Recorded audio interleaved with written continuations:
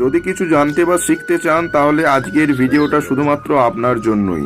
আজকে আমরা একটা 1.5 ফুট হাইটের সরস্বতী মূর্তির কিভাবে খড় বাঁধা হয় সেটি আপনাদের সামনে তুলে ধরেছি।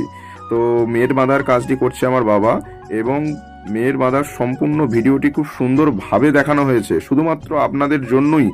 আর ভিডিওটি সম্পূর্ণ দেখার পর আমাদের একটাই রিকোয়েস্ট, ভিডিওটি আপনারা কিন্তু প্রচুর শেয়ার করবেন মানুষের কাছে। আর যারা এই সমস্ত কাজকে ভালোবাসেন অবশ্যই কেমন লেগেছে কমেন্টে জানাবেন, আর একটি লাইক করে চ্যানেলটি সাবস্ক্রাইব করে নেবেন। আর কেউ যদি ভাবেন ভিডিও স্কিপ করে দেখবো, তাহলে দাদা আপনার জন্য এই ভিডিওটি নয়, আপনি অন্য ভিডিও দেখতে পারেন। এই পুরো ভিডিও না দেখলে কিচ্ছু আপনার মাথায় ঢুকবে না। তো সঙ্গে থাকুন, দেখতে থাকুন।